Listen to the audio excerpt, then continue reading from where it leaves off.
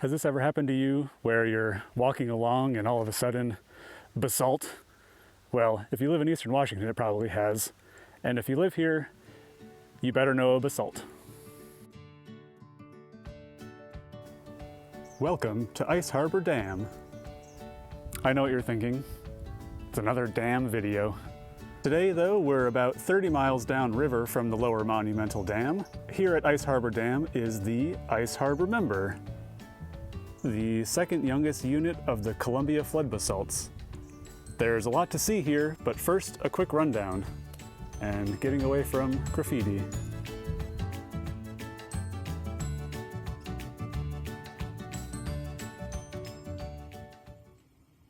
Unlike the Lower Monumental Basalt, the Ice Harbor Basalt did not erupt over in extreme eastern Washington/Idaho and travel down the Salmon River. No, actually the Ice Harbor erupted right here. The Ice Harbor Member erupted about 75 cubic kilometers of basalt in a stretch of vents 50 miles long, extending north and south of this point. The Ice Harbor Member erupted a sort of horsehead-shaped basalt field that extends up north to Basin City, south to Oregon, but only extending as far west as Benton City. How do we know that the Ice Harbor basalts erupted here? Because we can see the vents. And on the bank of the Snake River is this feature. 200 meters wide and 20 meters tall. You know, what the heck is it? Here's a closer look for you. The size of the clasts range from boulders up there all the way down to basically silt and fine material. It's all broken up and there's lots of vesiculated areas or lots of bubbles. And getting closer, it looks really, degraded, doesn't it? It's really just kind of scrapes away. Maybe you can see the poorly stratified layers kind of dipping away from the central region here. The main tufaceous material is in this region and kind of underlying a basalt that's on top. This tuff cone actually intrudes one of the Ice Harbor members and goes through the Martindale basalt, and on top of it, you can see a little bit of basalt there, a little small colonnade, and then an entablature on top that's very blocky. And that's actually the Goose Island flow. Down the river, I'm not going to be able to get to it because it's full of spiders and there's no trail really. But there are actually some feeder dikes in the basalt over there on the cliff face. I'm downriver now of the Ice Harbor Dam, next to the Martindale basalt portion of the Ice Harbor Member. This is the primary unit that covered much of the Tri-Cities area.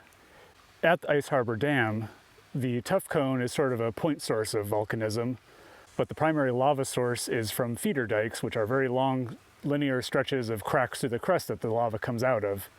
And that's what feeds most of the main basalt flows. We're far away from the vent source now, and I thought we'd take a little closer look at some of the float material on the slope here. Looking closely, it's very fine-grained apheric basalt, dark interior, no crystals that I can see. There are reports of ilmenite and titan magnetite in the Goose Island member of the flow because it's very high titanium. And in the Martindale member, there are supposedly glomerocrysts of olivine, plagioclase, and I think pyroxene. And glomerocrysts are just clumps of crystals that kind of form together. I mentioned the Martindale and the Goose Island flows, and those are the two uppermost members of the Ice Harbor basalts. The lowermost member is the Basin City member, which is near Basin City, east of the Columbia, 25 miles to the north or so. I think it's locally constrained to that area. After the Basin City flow erupted, the Martindale erupted, which is what this tuff cone intruded through. And on top of that is the Goose Island. I think this tuff cone kind of encapsulates One of the interesting things about these basalts, this is all technically one member, but there was enough time between the different units where it had time to cool and then be intruded by a later flow, technically from the same source. So there's not just a couple of years between these flows. Enough time passes where all of that can happen. And actually we can see that in other features as well, like there's the magnetic polarity that's crystallized within the magnetic minerals in these basalts, like the ilmenite and titan magnetite. The Basin City has reverse, the Martindale has normal polarity, and then the Goose Island has reverse polarity. So it flips back and forth between each one. And the Earth's magnetic polarity changes at the fastest at about 10,000 years, every 10,000 years. I said these were 8.5 million year old flows, but kind of the age ranges of them varies from 8.5 to 8.8 million years. So these came out within like about 300,000 years or so, but in discrete intervals. The tuff cone and some other features of these basalts suggest that they came out in the period of only about a week, maybe 2, and yet they flooded several hundred kilometers worth of land. So one last shot of the tuff cone here. I can't think of any non-river related outcrops of the Ice Harbor member. It's near the surface in many regional high spots like Candy Mountain and Red Mountain west of Richland, but also along 395 near Jackass Mountain. But there aren't any prominent cliffs or anything.